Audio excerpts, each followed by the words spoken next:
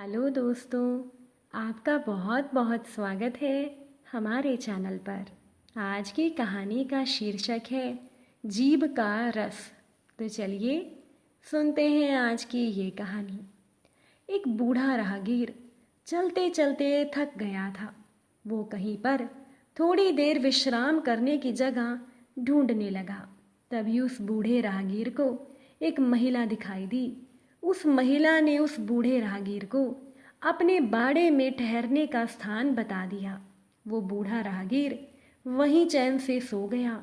सुबह उठने पर उस बूढ़े राहगीर ने आगे चलने से पहले सोचा कि ये जगह तो बहुत अच्छी है, यहीं पर खिचड़ी पका ली जाए और फिर खिचड़ी खाकर आगे का सफ़र किया जाए।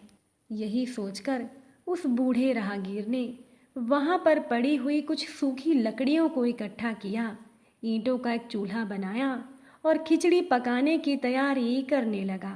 उस राहगीर ने बटलोई उसी महिला से मांग ली। जब वो महिला उस बूढ़े राहगीर को बटलोई देने आई, तब उस राहगीर ने उस महिला से कहा, एक बात कहूँ, आपके बाड़े का दरवाज़ा कम चौड़ा है। अगर आपकी मोटी भैंस मर जाएगी तो फिर आप उसे उठाकर बाहर कैसे लेकर जाएंगे।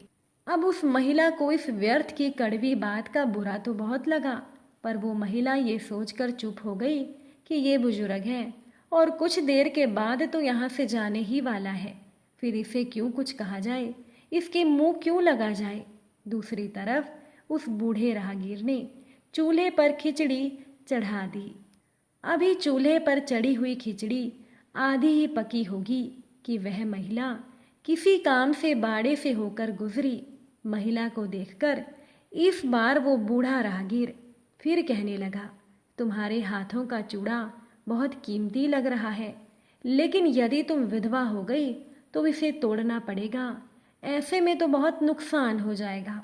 अभी इस बार महिला से रहा नहीं गया। ये बात वो महिला सहन नहीं कर पाई। वो भागते हुए आई और उसने बूढ़े के गमछे में अध पकी खिचड़ी उलट दी, चूल्हे की आग पर पानी डाल दिया, अपनी बटलोई उस बूढ़े राहगीर से छीन ली और उस बूढ़े राहगीर को धक्के देकर वहाँ से निकाल दिया।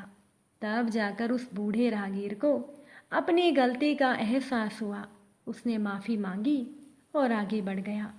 उसके गमछे से अध पकी खिचड़ी का पानी टपकता रहा और उसके सारे कपड़े खराब होते रहे। रास्ते में उस राहगीर को देखकर लोगों ने पूछा, भाई ये सब क्या है। तब उस बूढ़े राहगीर ने कहा, ये मेरी जीभ का रस टपक रहा है, जिसने पहले मेरा तिरस्कार करवाया और अब मेरी हंसी उड़वा रहा है। तो दोस्तों, इस कहानी से तात्पर्य यह है कि पहले तोलें फिर बोलें, चाहे कम बोलें, मगर जितना भी बोलें मधुर बोलें और सोच समझ कर बोलें। आप सभी को अगर आज की ये कहानी पसंद आई हो तो हमारे चैनल को सब्सक्राइब ज़रूर कीजिएगा। आज की कहानी सुनने के लिए आप सभी का बहुत बहुत धन्यवाद।